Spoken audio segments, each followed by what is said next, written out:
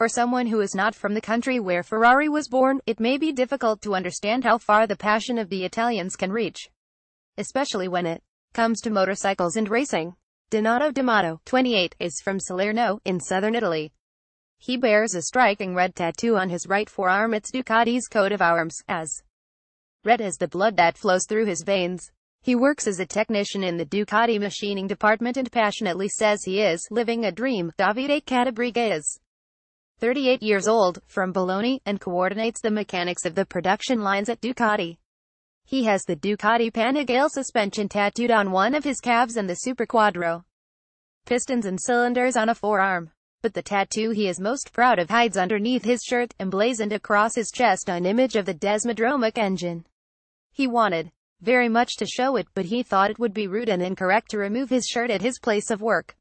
As in the case of D'Amato, Cattabriga affirms with passion, this is a good year.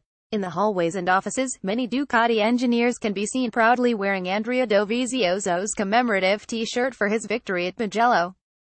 It bears the inscription, "The success made in Italy," a shirt commemorating the Italian rider's triumph at the Italian GP, on an Italian motorcycle with an Italian engine. Inside Ducati's headquarters, the walls and work areas are lined with posters of the rider from Forlì, the same picture used for the huge photograph that hangs proudly on one of the facades of the factory. Welcome to Ducati Motor, via Antonio Cavalieri Ducati, 3, in the western quarter of Bologna known as Borgo Panigale, a place where every one of the 1,200 employees, from the CEO to the custodian, are infected with the red virus. Perhaps ill, some might say, but hopelessly happy. They say the devotion of the Ducati workers to their brand is the secret to a company in the middle of a challenge, whose analogy would be something like the biblical tale of David and Goliath. For example, 55,000 units per year is Ducati's production. Honda, on the other hand, produces 12 million engines at its numerous worldwide plants over the same period. In the same plant where the bikes you can buy in any Ducati dealership around the world are built, the Desmosedici GP17s are also assembled, in a separate section of the facility known as the Reparto Course. These are the technologically advanced machines that brought Dovizioso and Danilo Petrucci to the podium in the first part of the 2017 season. Competition and commercial wins blow the Ducati sales, especially in the United States, which continues to be Ducati's biggest market in terms of unit sales. There have been 7 years of continuous growth, with a turnover in 2016 of €731 million and a profit of €50 million. Some say that this situation derived from the entry of Ducati Motor Holding into the Volkswagen conglomerate at the hands of Audi 5 years ago. But when the CEO of the German group visited all of the workers at Borgo Panigale, his words were very clear: Ducati bliebe Ducati. Ducati will remain Ducati. That is, Ducati would still be Italian. We were given carte blanche. We cooperated and exchanged data with Wolfsburg Volkswagen Group headquarters, but here we continue to decide. They trust us to do well. Claudio Domenicali, CEO of Ducati, explains. The Germans paid $962 million for the company in 2012, but then the Dieselgate emissions scandal 3 years later forced the huge VW conglomerate to pay $2.8 billion in fines to the USA's Environmental Protection Agency, plus pledge more than $18.3 billion to rectify all of the VW automobiles affected worldwide by the scandal. In reportedly looking to streamline its bulging business portfolio, the VW Group was said to have instructed its banks to determine interest in Ducati, but the company's supervisory board, which includes several powerful labor union leaders, quickly squelched that idea.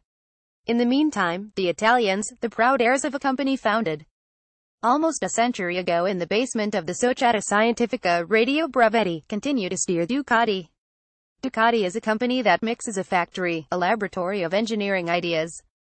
The only way it is possible to compete in both sport and commercial interests with the comparatively colossal Japanese brands, and a family united by the blood, in this case, the passion for a brand. D'Amato, the man with the tattooed forearms, had a dream since childhood. I'm from the South, he says. I dismantled scooters and imagined becoming a rider. In my village I worked in a steel mold factory, but one day I left everything and I presented a CV here. It took me a while, it took me some time, but I finally got to work here. I got into Ducati. For 3 years, D'Amato has been dealing with crankshafts and connecting rods. For me it was like entering a family, the Italian mechanic says with a passion shared by each of the workers we spoke with. Ducati is special. I put my hands on pieces that will one day be decisive in the World Racing Championship. After winning in Mugello, the riders were here with us, humble, available. We are a team. Most of them ride to and from work on the same type of bikes that leave the assembly lines. The employee parking lot is packed with Ducati motorcycles belonging to the factory workers. I have a Monster 821 and I go out to ride when I have free time, D'Amato says. How it sounds. You hear the twelve-cylinder from afar. It's pure music. D'Amato also confesses that during the party in the factory to celebrate the triumphs, he took Dovizioso aside and said to him, "This year we will win, understand? It's been 10 years since Casey Stoner did his job. 10 years we've been waiting for the second title. It's on the way, and when we get there it will be ours, everyone's." The party, the event, the family reunion, call it what you will, that took place in Borgo Panigale mid-June to celebrate Andrea Dovizioso's double victory had no shortage of attendees. They were all their riders, competition department engineers, production plant personnel, those in the administrative department, et al. Sitting in the first row was Catabriga, who they say is capable of performing miracles with a screwdriver. "I've been at Ducati for 20 years, the Bologna native notes. It's something I carry with pride and passion. Yamaha's racing department is as big as Ducati's, but they do not have the Italian genius." Catabriga has 2 Panigales in his garage. At Ducati, he works with 2 friends from Calabria, Giuseppe Curia and Agostino Magliarella. "We have to work hard these days. The quality leap in motor also depends on us, and the engineers of the Reparto course from the top floor." Curia and Magliarella tell that when they go to the beach, they obviously bring their brighter Ducati towels.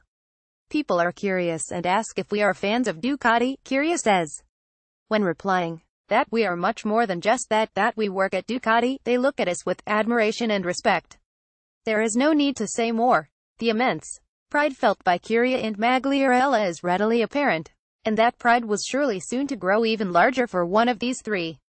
Catabriga, Curia, and Magliarella didn't know it, but in the weeks following our visit to the factory, one of the 3 would be chosen to join the Ducati course race team's motor crew.